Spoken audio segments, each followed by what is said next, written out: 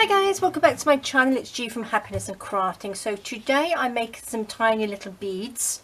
I hope you can see them. I popped some blue card down so you might get a better view of them. I'm just using some paper clay, which is Daz paper clay, and I just wanted to make some tiny little beads to go on my journal as little dingly danglies.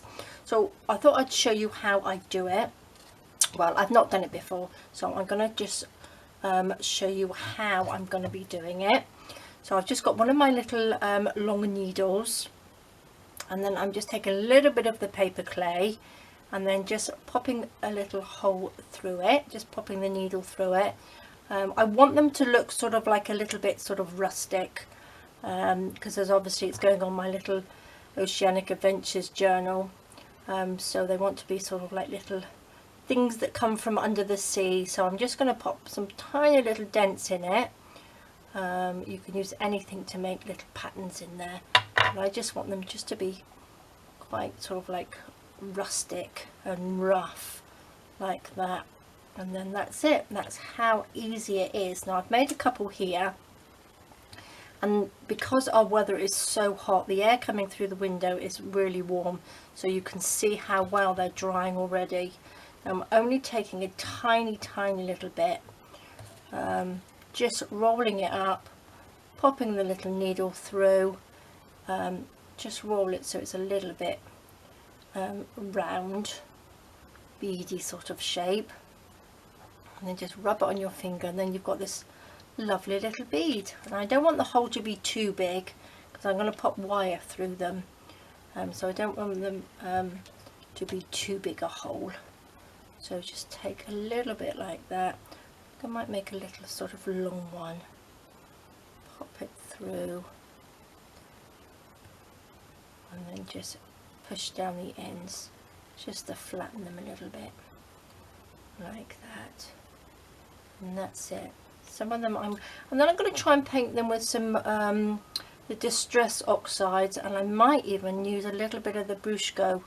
Look, you can see a little bit on there of the Brushko, I kind of call them Brushko watercolour powder paints. So I'm just going to easy peasy. I want to make quite a few because I'm not quite sure how many I'm going to need, but we can always have some in our stash as well. So I'm just squashing them down. Nice little flat ones, really simple thing to do, and just pull them off. And because they're so tiny, they will dry quite quickly. Well, I'm hoping anyway. I'm going to pop them into the sunshine just outside on the balcony, and then hopefully they will dry nicely, and then we can get to paint them, see what we can use. So I'm just going to squash them down, quite simple. Just pop a few little dents and dashes and all sorts of things in there, just to make them look a little bit rough. I did have the idea of making some little fish, but I don't think I will. I don't want them to be too big, and I'll end up making a great big one, I'm sure. So I'm just going to roll them like that, pop the needle through, and there we go, just squash them down. So there we go. So that's the start of it. I'm going to go and let these dry now, and then we will come back and paint them. So I will see you in a bit. Okay, so I have got the beads ready here. So some of them are dry, and some of them here I have already painted to try and see which is the best way to do it. I'm hoping you can see those, and they look absolutely gorgeous. So what I've got on this side here, I've just got a little bit of the Brushko colours mixed with a bit of water. In this one here, I've just mixed some of my oxide sprays in there. I have got a little bit of heat embossing powder, just to give it that nice, whoopsie, little shiny coating. So like that. So I will try and get some close-ups and pop on the end of the video. So what I'm going to do, I'm just going to take a little bead, I want to try and, I've got this white down, so I'm hoping you'll be able to see it a little bit better, what I'm doing. So I'm just going to paint it, just a little bit of the oxides on there, and then I'm going to just roll it through some of the little the Bruchot colours on this one, so that comes out a really nice sort of like mixture of greens on there. I'm going to take my what did I do with my little spoon?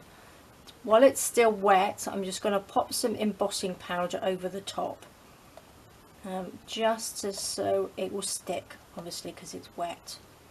So I'm just going to pop that over the top, and then we're just going to heat emboss it.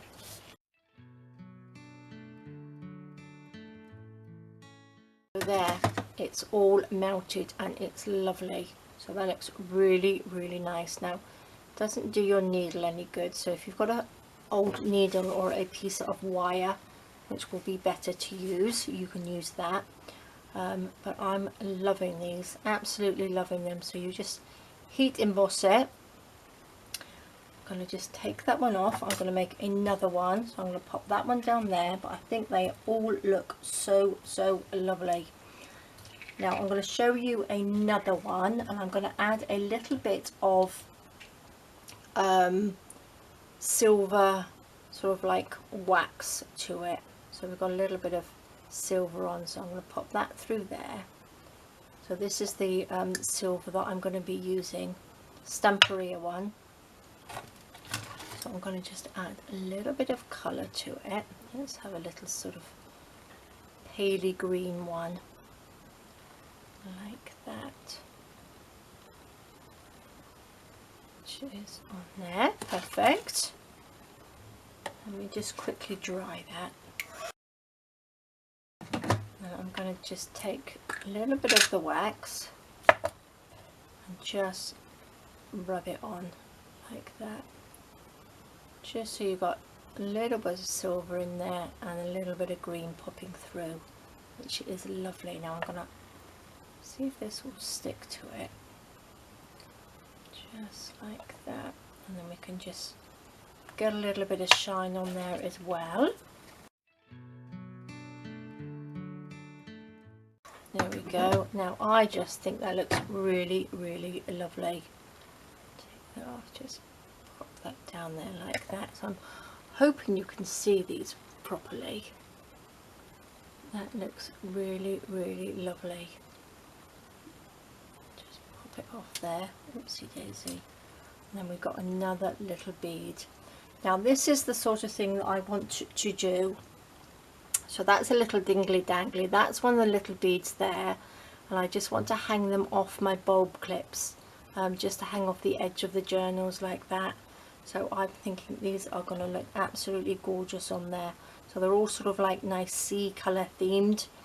So that's it. So that's what I'm going to do. So the next video I shall show you how I make these little dingly dangly. So you can use anything to colour them, but I just use the Bruchot colours, and I also just use my oxide sprays, a little bit of the Stamperia like a wax silver on there, and some just clear embossing powder just to seal them off, and I think they look beautiful.